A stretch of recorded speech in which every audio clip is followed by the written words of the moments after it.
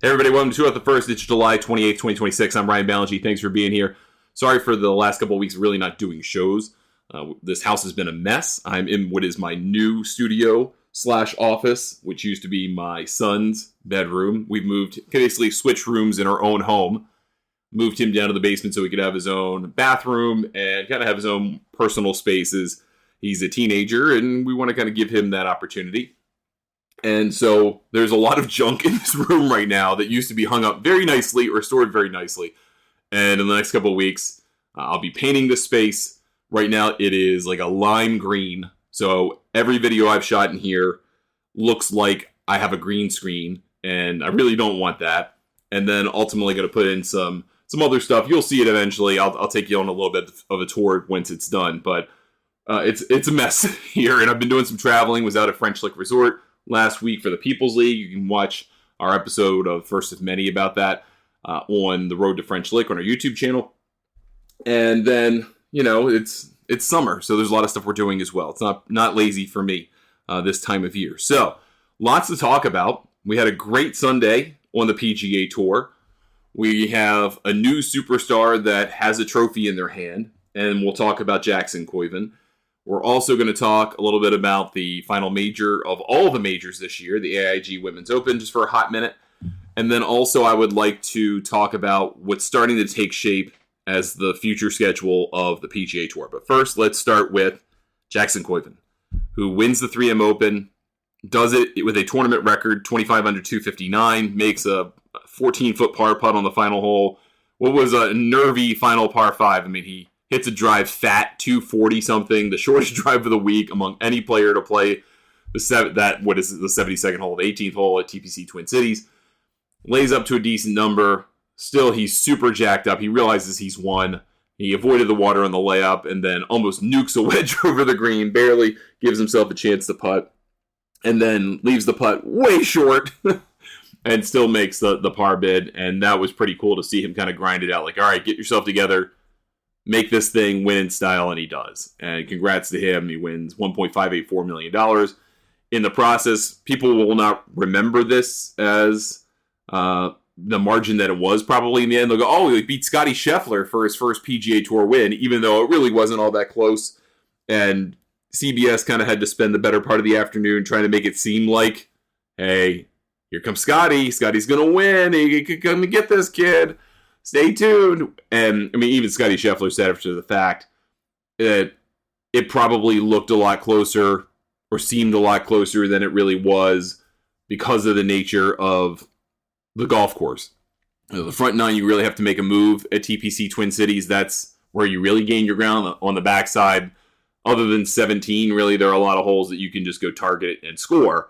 And, that because Scheffler was so far ahead in the round in terms of just how far he was on the golf course compared to Koivun, it made it seem closer than it was. And so long as Koivun kind of kept it together, he was going to win. And that's exactly what happened. Not that he didn't have nervous moments.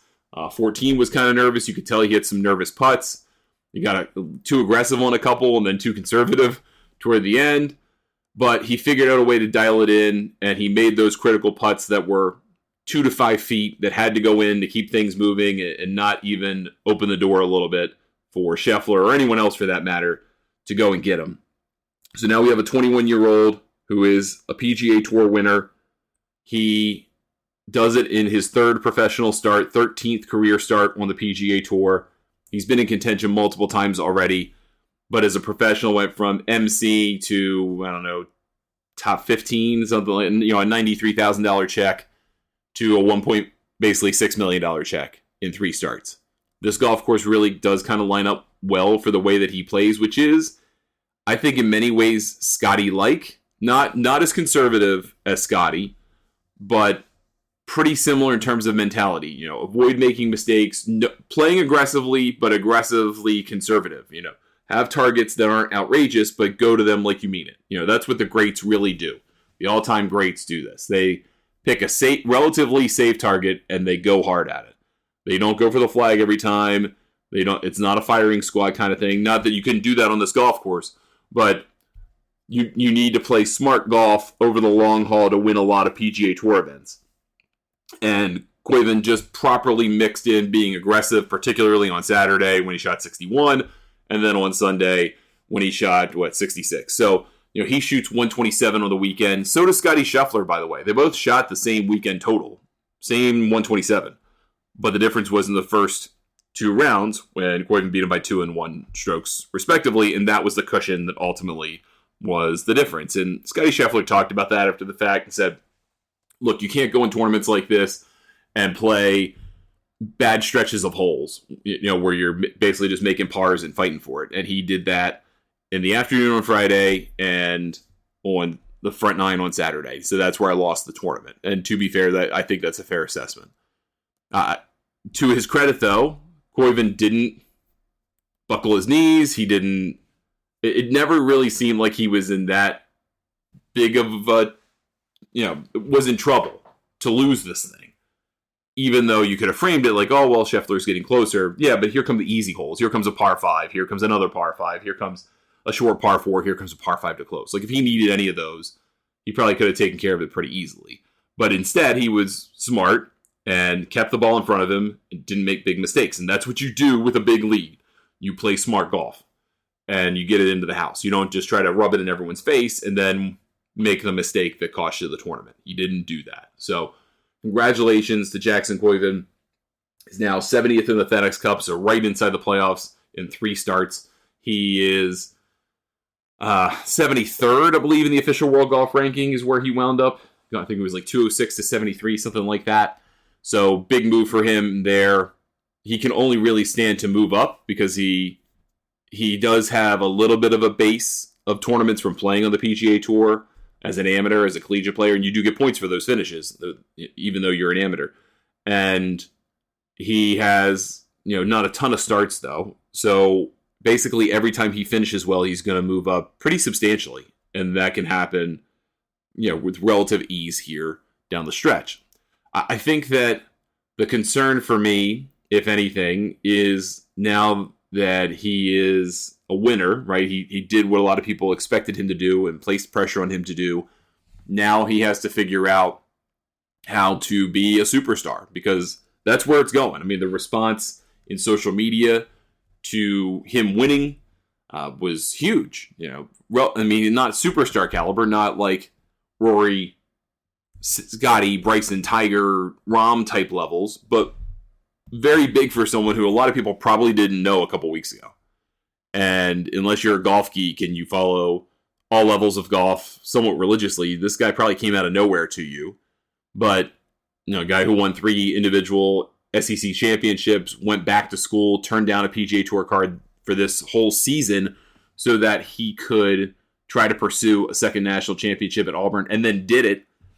The guy's accomplished a ton. This is his 7th win of the year individually. 7th. Went 6 times in college, once in the pros. That's a great, great year. And he's going to be someone to reckon with. But he has to figure out, all right, now my life has changed, but I can't change that much with it. He got to Detroit Golf Club one Monday morning for day 1 of getting ready for the Rocket Classic this week. I think that's a good sign. He didn't show up late. Didn't have sunglasses on like a guy who drank all night, stuff like that. He was back to work, and he knows he's got another step or 2 to take before he can really start knocking on the door of major championships, which obviously comes next year. A lot of people are going to get carried away about what he can do, and I think a lot of it is warranted, to be honest. Not saying he's going to win all the majors and he's going to be number 1 in the world next week. Not like that, but I do think he can win majors in 2027. He can do it. He's got the game to do it. He has the length. He has the thing I really find most impressive about the way that he plays is he plays smart. He plays within himself, and he knows when he's not feeling right, like when he's not listening to what his game plan is. And he talked multiple times on Saturday about mental reset. That was a phrase he used a lot, mental reset. And just taking time to go, okay, absorb what's going on. What do I have to do to get where I want to be? And whether that's keep doing the same thing, whether it's something else entirely. I really, really like that. He has all the physical ability in the world. He can hit as far as you need to hit it to be successful in the PGA Tour and then some. And he has a great ability to grind things out when they need to be ground out. And if he can just maintain that way of thinking, that approach, which again is very Scheffler-like, maybe not as conservative as Scottie, but very Scheffler-like, then I think he's going to go very, very far. And he's going to do really well for himself. And this is kind of the modus operandi of all the greats, is figure out a way to avoid the big mistake, whether that's one side of the golf, take away one side of the golf course. If you're going to miss, pick a side to miss left or right. A lot of guys choose to miss right these days. If you're going to kind of miss a target on a green. Don't miss it off the green. Don't get so aggressive that you fire to a flag 3 paces off the edge and then miss to the short side and you make a bogey. Miss on the fat side and give yourself a putt on birdie. Those types of things I think Jackson Koivun does very well and will continue to do very well. There's talk that he should be on the President's Cup team at Medina in September. I can support that. He's not one of the 12 best players on the PGA Tour that's an American right now. But let's say he won one more time and, did okay in the playoffs, finished top 50. Now you have my attention, right? If he finishes in the top 50, gets to the BMW Championship, gets some bonus money, I think you might want to consider putting him on the team. Depending on, what the other kind of last 3 guys are looking like to make this team at that point. And that's, a month from now. But we will see that pretty soon. I think if you need to win a second time, I think, to be able to kind of take the gamble on a 21-year-old newly minted pro. But I get the sentiment behind it, and I like it. And that's a broader conversation about whether the President's Cup should really be seen as like a 25U or a 21U, kind of U.S. team to get ready for bigger competitions, like they do in soccer, at the Olympic level and at FIFA level. But, I can support it. I just don't think there's enough change in the attitude about the President's Cup to support it wholeheartedly. So I thought that was very interesting. And I think we'll continue to see more thoughts about that, the better, if he keeps playing well. And then the more of a drumbeat there will be if he wins again. So that would be my kind of line in the sand. You win a second time? All right, man, get on there. Let's see what you can do. Right? I mean, no offense to like Russell Henley, who's great and a top 10 player in the world. But I would rather see Jackson Koivun kind of wail at it in Medina than him. No offense. And there are others that I would rather see left on the sideline in favor of people who've never really experienced this and maybe could be the future of the American side in the Ryder Cup as well. All right, let's get into a couple of updates about the PGA Tour's new schedule. So earlier in the week, the PGA Tour started unveiling who a tournament that would be in the Championship Series starting in 2028. So they're starting to kind of lay the groundwork for these tournaments are in the Championship Series so that there's kind of a groundswell, maybe kind of help some of the sponsors that are maybe on the fence, that whether they're going to stay in this kind of signature level or, they need some new ones, right? They need about a handful of new ones to fill out this space. It's supposed to be 23 or 24 tournaments, including the majors, the players, the team event, and the playoffs, whatever the playoffs look like. So add those events together, right? You've got the majors and the players, that's 5. Let's just say there's 3 FedEx Cup events. There may only be 2, but let's say there's 3. That's 8. A team event, 9, right? You've got 9 of those events. You've got to account for somewhere between 14 to 15 tournaments that are going to be in the Championship Series. We don't know if all of the existing signature events are going to carry over and be that way, right? Like the Century is dead. That was a signature event, right? So you're down 1 already because the Century is now a regular event, at least insofar as we know. That can change, right? The Century could be the new start of the year at Torrey Pines, and that could be what it jumps up into. And I wouldn't be surprised if that press release comes out sooner than later because there's a contract with the PGA Tour through like 2031 for Century. However, we now know at least 2 of the Championship Series events. One is the Travelers Championship, which felt like it was kind of like a no-duh announcement and probably should have been shared in June in tournament week, the week after the U.S. Open when it was played. I don't think anyone was shocked that the Travelers was going to be part of this. They are a huge supporter of the PGA Tour, an enormous sponsor. It really works for them. Andy Bissett and everyone at Travelers is a really enamored with the PGA Tour, and they get a lot out of it. So, of course, they're going to be part of it. That's an easy one for them. But the second one was a new one.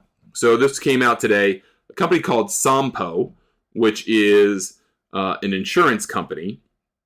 They are going to be a new Championship Series sponsor, and that's going to start in 2028. However, next season they will come on as a title sponsor of an event that will be played at Silverado Resort in Napa, California. So home to what's been all kinds of different names over the year. Fortinet, God knows how many, but they were all fall series events, basically.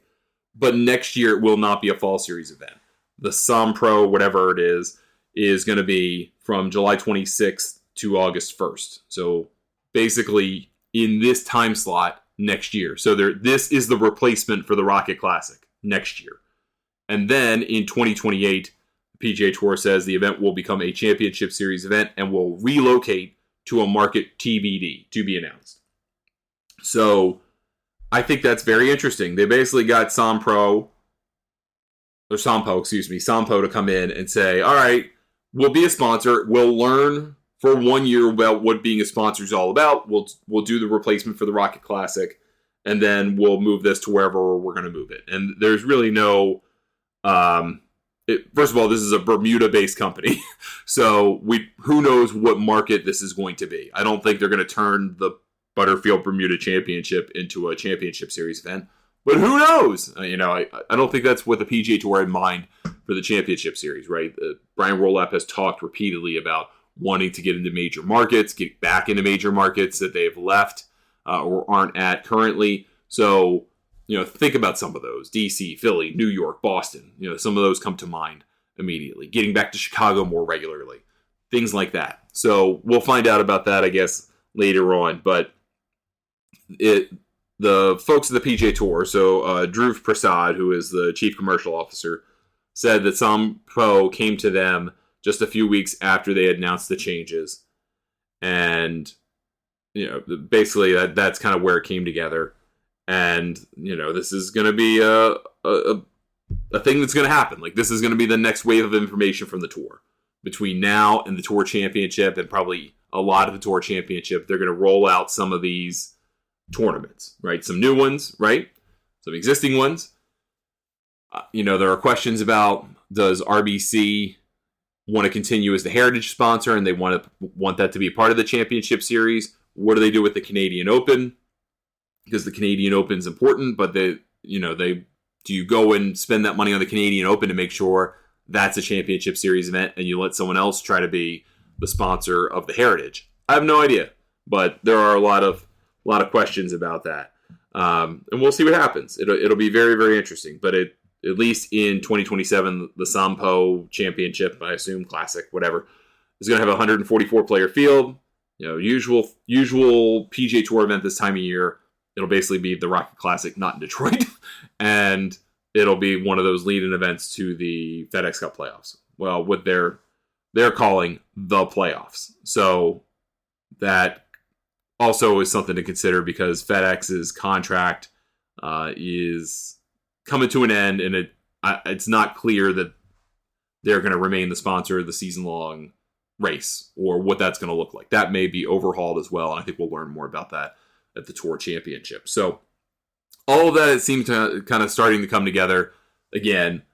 When Brian Rolapp said, we've had sponsors coming to us to want to be a part of this since we've divulged this, and they've probably been sharing it privately for quite a while, although they've kind of put it out in the open more or less since March, this 2-track system, that they've got some people in the bag, and they're going to take their time and roll it out and make sure it works. And they did this week because this was their way of saying, we already replaced the Rocket Classic for next year. And then after that, we're not going to need the Rocket Classic, because that's not going to be how the playoffs work. This isn't going to be how it works anymore. So this is kind of a statement from the PGA Tour, like, yeah, you might have been worried about how the future looks, but don't be. We've got this covered. And they're very deliberate about those kinds of announcements. They're good at that kind of thing. So get used to the name Sompo. That will be part of our lexicon here on the PGA Tour from a sponsor perspective for a while. So wanted to talk about that. It seems like it's coming together. I have a feeling that most of the existing signature events will roll over and become a championship series event. And then you've got to go figure out, apparently, you've lost Century. So you had 8. So if the existing 8 come up, right, or existing 8 sponsors, if they move around, now you've got 9. So now you've got to account for 5 or 6 more, I guess, to nail it all down. And I don't think it'll be particularly hard for them to do it because they've figured out how to do it. They're not dumb people at the PGA Tour. All right, that's going to do it for us today on the show. Quick shout out. Please check out, if you get a chance, some coffee golf this week. The AIG Women's Opens at Royal Lytham and St. Anne's. Final major of the year. So, I think of major season as the 4 majors on the PGA Tour, recognized by the PGA Tour, the 5 majors recognized by the LPGA, and the 5 majors recognized by the PGA Tour champions. I know they're not all the same, but they're called majors for a reason, and the players care about them an extra amount.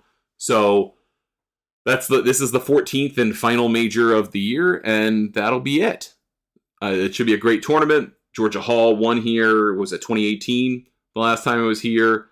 This is a kind of a tough venue to play well. It's kind of a slog. It's not my favorite venue in the open rotation, but it's going to be great golf. It's been a great major season. You've had 2 players win 4 majors, between Nelly Korda in the first 2 and Hayden Rue in the second 2. This is the rubber match. If one of them wins, that's probably going to determine what would be, who would be considered the player of the year on the LPGA. Someone else could win entirely. There have been some players who are competing very well. Lottie Woad would be a home country favorite, of course. Miyu Yamashita, who won this tournament last year, has been playing great. There are a number of players to keep your eye on. So consider checking that out this week. I'm trying to toy with what I want to do with the future of the Golf News Net membership. And one of the benefits that I think that I can offer is doing this show for members and getting that out to them the day of, and then releasing it to everybody else like 2 days later or something like that. So I think that's going to be coming. I'm just kind of giving you a heads up about that. So if you want to get these shows, we'll do them multiple times a week again, but do them just for members, and you'll get them, the day of, like the second it's done, as a private podcast, as opposed to something that's available for everybody. But just toying with those ideas and trying to think of ways to add value to our membership, because in all candor, that's kind of an important thing, right? For our business, my business, I guess, and trying to grow the membership for Golf News Net while providing value, not over promising stuff that can't be done, because that would be insane, but stuff that I can do, that I like doing, that can offer some value, can offer some additional substance. So thinking about taking some podcasts private, also thinking about an additional newsletter, and then reaction videos and stuff like that on social media. We have a Facebook membership that I have to kind of plan out, so maybe more reaction videos for those folks, more in-depth content for the website folks. There'll be more content that's available behind a paywall, basically, more written stuff that's behind a paywall. So we'll figure all that out. But vast majority of everything that we do at Golf News Net is free. I mean, 99% of it is free. So kind of offering 1 to 2% of that content for some additional money with special insight, special care to it, I think will be worth it. All right, that's going to do it for us this week, or this episode of the show. Appreciate you listening, and thanks for being patient as I figure out how to interior decorate my home and new office space, and hopefully you can see it all on camera very soon. Very excited about that. Consider subscribing to the show if you don't already. Yeah, you might be getting it sooner than later, but hopefully very enjoyable to listen to and kind of catch up on the world of golf. Consider subscribing to our YouTube channel, where we're posting more and more stuff all the time, and starting to see some nice growth there as well. I'm Ryan Ballantyne. Thank you for listening. We'll talk to you next time on 2 Off the First.